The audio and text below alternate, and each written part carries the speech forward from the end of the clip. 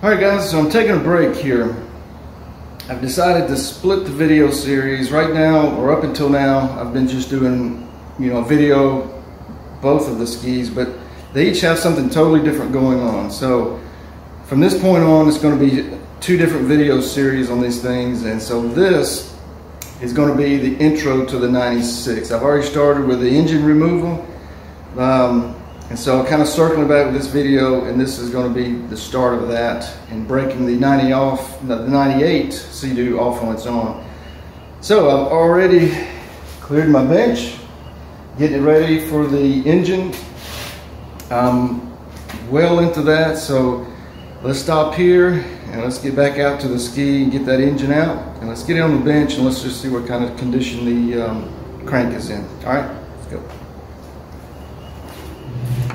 All right, so I'm now moving on to the 96 787.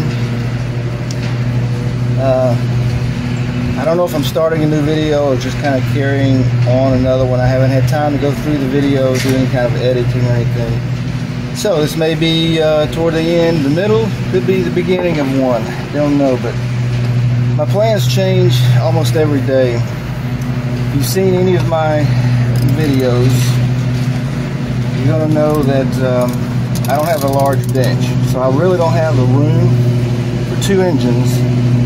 So I've decided my first thing is I'm just going to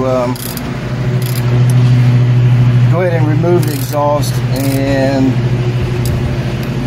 go ahead and take a look down in the crank. So that's what I'm going to do now.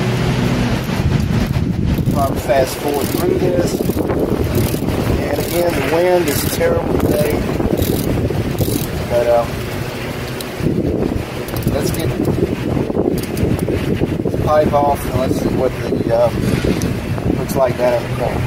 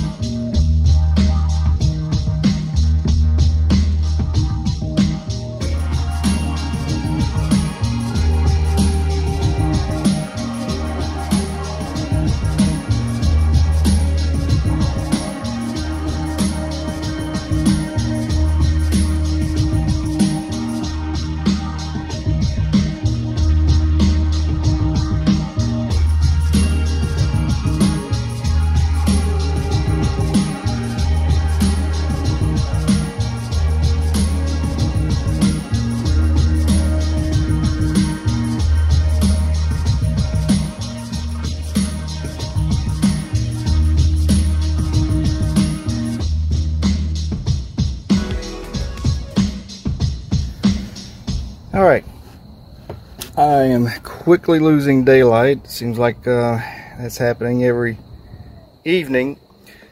So I just wanted, before I stop for the evening, tell you and show you what I've done in case you're thinking about doing this and first time and kind of want to blueprint. So here's the exhaust that I took out.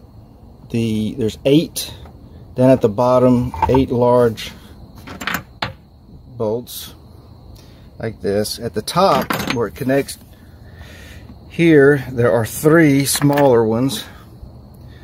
Get that in here, and then one nut to get off, and I think that's a 17, I think, and can't tell if it's focusing or not. So got those out, broke those two apart. Well, let me back up before I did that. So there's a brace right here that I went ahead and loosened. I left the bolt in it just enough to loosen from it down here. I took these two out, two even smaller bolts I took out, loosened that one just to spin the bracket so it gives some play to this. I went ahead and loosened the clamp over here. So what that did is, you see, it gave me room to move this so that then I could separate it easy from here, because where is it? There is a, right here where the nut goes on, this goes through right here where my thumb is, that goes through the pipe here. So you need some play to be able to pull them apart, and that's what I did. So got those out of the way. I took the 12 bolts out again from the head, pulled those off to the side, cylinders, and then there are 4 in each, total of 8 that I took out just inside the cylinders.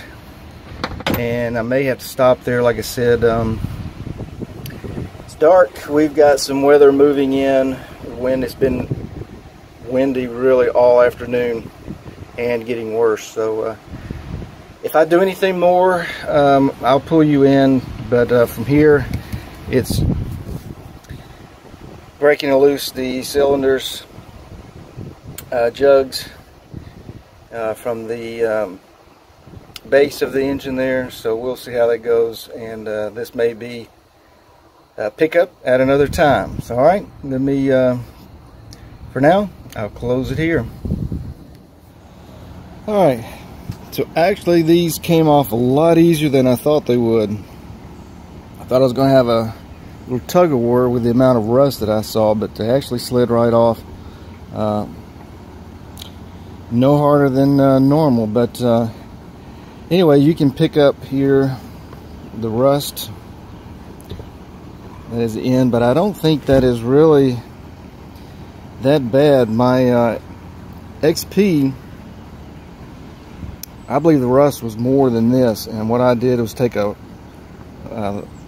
ball hone, ran it through there, and it took care of the rust. So I think that's what I'm going to do here. And let me get the camera pointed right and hold it. So we're going to try that first on each of these. We can see in there, so they're actually not as bad as I first thought. Now, when I got them out, I hosed them down with some fogging oil. So what you're seeing is actually it's already been treated a little bit, so it's not as dry and rusted. So anyway, there we are with these cylinders, and now we're going to go the rest of the route and get the engine out. You can't see it, skis on the other side. Let's get started. Let's move over here and get going with the engine removal. Alright, so here are the pistons. Let me see if I can get the camera down here.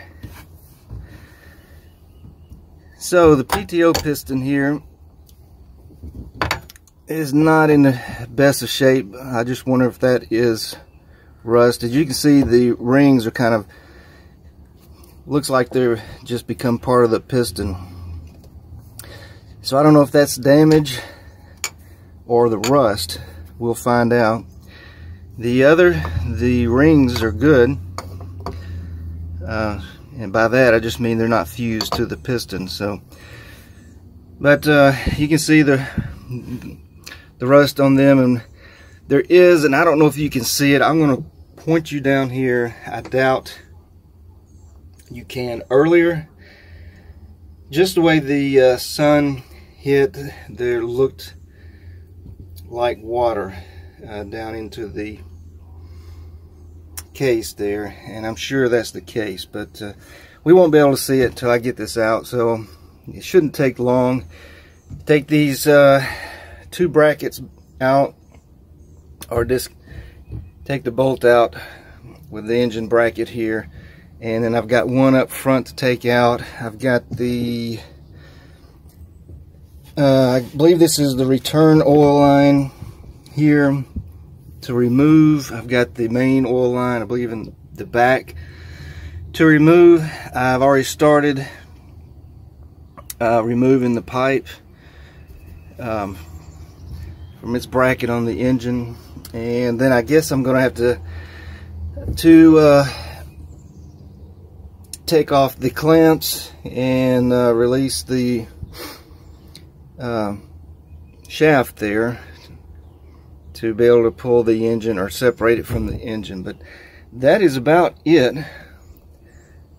All that's left really getting the crankcase out of here. So let me with that get started on this, and let's see if we can get this out of here, get it on the bench, and maybe break it open and see what we've got. Alright, we'll kind of do this kind of step by step. I've disconnected the pipe here. There were two bolts that took off that mounted to the corners of the engine here.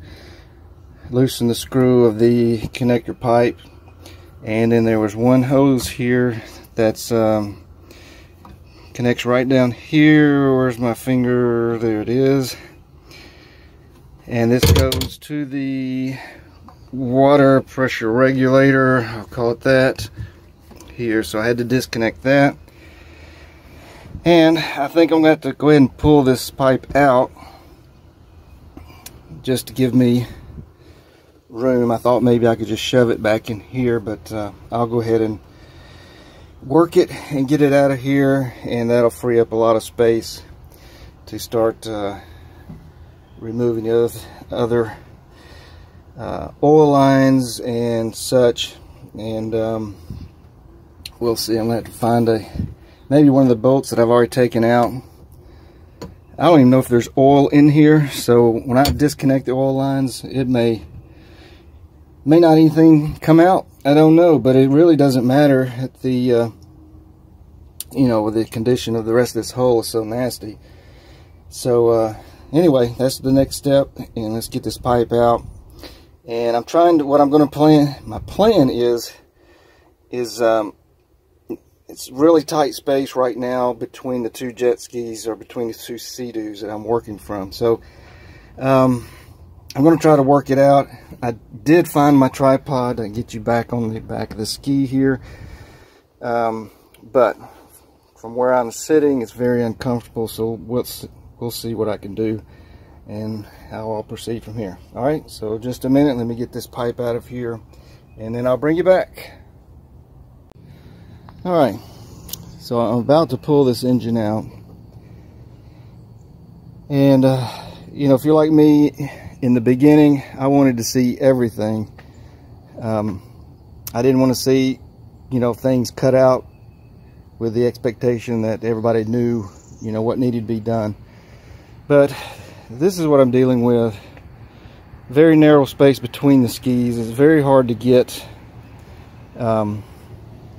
even looks like it'd make it easier for me to sit and lean over in there, but it's still very difficult. We had a lot of rain, and on this side I can't put my stool down here because I'll just sink in the mud. And I have never, look at this, never been so filthy trying to get a engine or working on one of these things before. So let me show you what I have unfastened, disconnected. It's not that much, and see, I can't even do it from this side because I can't reach over in there. So let me come over here, crawl back up here.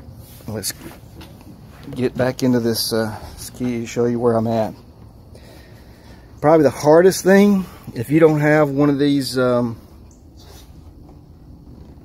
what are they, Okafor clamps over here. I'm trying to get situated. This was the bear, and getting these off without that tool that takes them off. So that goes on a PTO spline to release it, the boot here, and to get the head of the shaft out. So anyway, that's not really what order I did it in, but I'll just have to go back, and I've already done this. This connected to the purple pipe and runs back to the water pressure regulator. If I haven't already said that, I may have. I took the head off, disconnected these two hoses. That's really simple. There were 3 engine mount bolts, 1 in the front of the ski up here and 2 back here. They were 13 mils, I believe, and they came out really easy. The oil lines, I was wrong. This is the inlet. I quickly had to just grab a paper towel, tape it up, and I did put a bolt in there, but I really didn't have one big enough to totally close it off, even with the clamp, leaving it on there. Same thing with the return oil line. Had to do the same thing. As soon as I disconnected them, oil came out, but you couldn't tell by looking at the interior in here.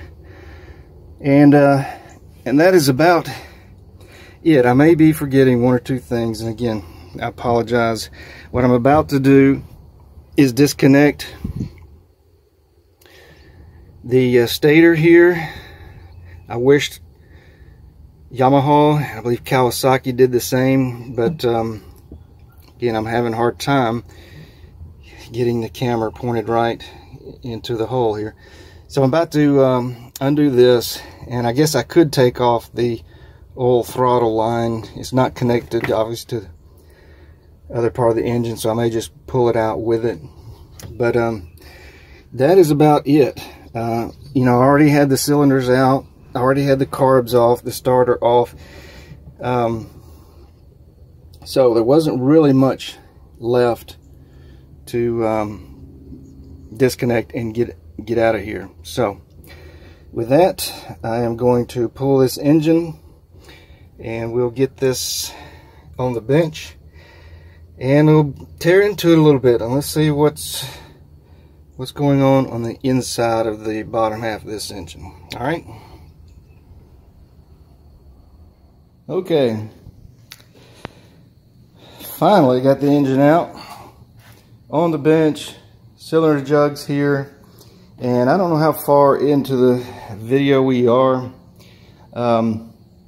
So I'm going to close it down here, and we'll pick this up. We'll stop it here. We're getting the engine out and onto the bench. So we'll start the next video with digging into this thing and pulling it apart, and let's see what the damage is on the inside. And then we'll also tackle these cylinder sleeves. I think I've got the right size ball home to go in there, but I hope I do. But I'll check that out. But we'll do that again. We'll do that in the next video. So, all right. Well, one other thing, real quick.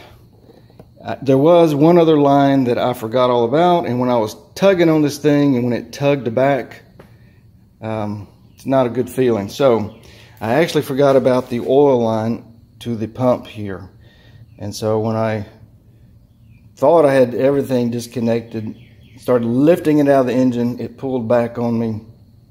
I had to set it back down and realized that oil line. So still not a whole lot to do once you get the jugs off, carburetors off, starter off. It's really very simple getting this out, but it still is very heavy, as little as this looks. Bottom half of the engine, really hard getting this thing out of here into the garage and onto my bench here. So All right, I appreciate you always for joining me, and we'll catch you in the next video. Thanks.